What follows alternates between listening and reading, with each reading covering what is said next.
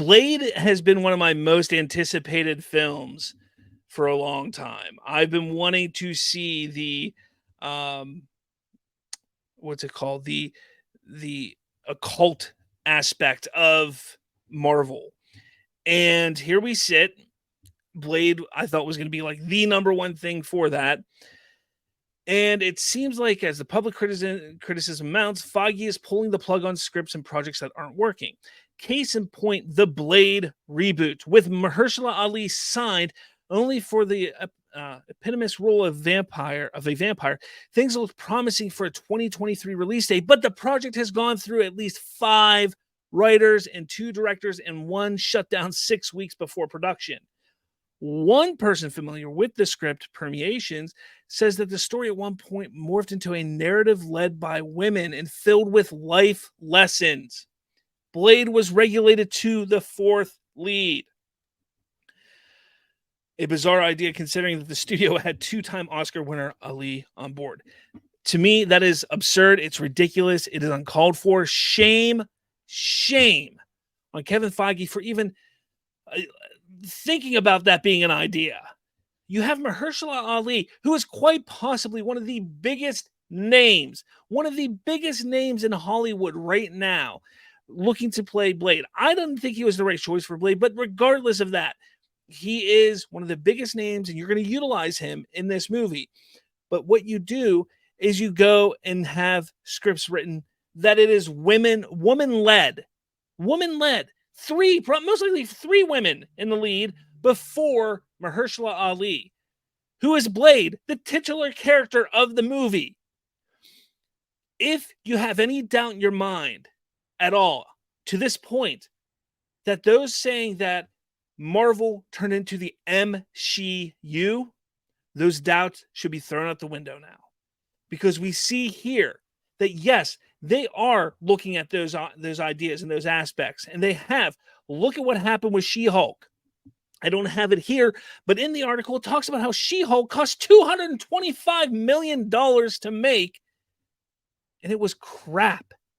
Absolute crap. Nobody liked it because it was man-hating garbage. All it did was bash on men. All it did was glorify terrible behavior. Woman empowerment, and then they shake their ass on screen. But don't objectify us as you shake your ass on screen. The MCU is 100% real. 100% real. And this here has proven it now more than ever that it is a real thing. But thankfully, Ali was like, screw this, I'm out. He was going to leave. He was like, I'm out. I'm not dealing with this crap. But they went and decided, nope. We're going to go back to the drawing board. And Kevin Feige hired Michael Green, who is the Oscar-nominated writer of everybody's favorite Wolverine film, Logan, to start anew. So right now, speculation around town is also that the studio is looking to make the film, now slated to come out in 2025, on a budget of less than $100 million, which is perfect. This is the type of movie that should cost no more than $100 million. Most of these films shouldn't be costing over $100 million. Sure, the big Avenger films absolutely should be costing around $250 million. But these standalone films, these one-off films, these TV shows, if you can't get a writer, if you can't get a story, if you can't get a director to keep it around that $100 million or less mark, you're not going to make money anymore, especially with how the genre is going. It is on the decline. You can't keep expecting to make these films the same way you were between 2012 and 2018. You just can't do it. It's a new time. It's a new era.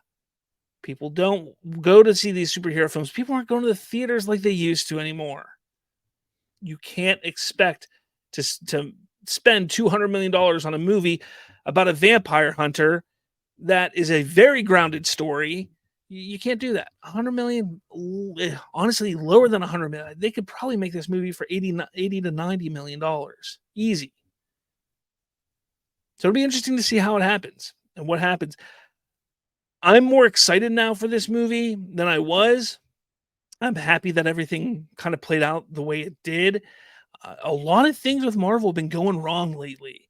You know, whether it's the VFX teams, whether it's the Jonathan Majors thing, whether it's the fact that their movies are just not making money, things are moving in a direction that I think will help Marvel be better. And I hope it starts with, well, I hope it starts with Deadpool, but I hope that Blade takes advantage and is a damn good movie. So let me know your thoughts. Are you going to go see Blade? Are you happy about what you're seeing here? Let me know in the comments.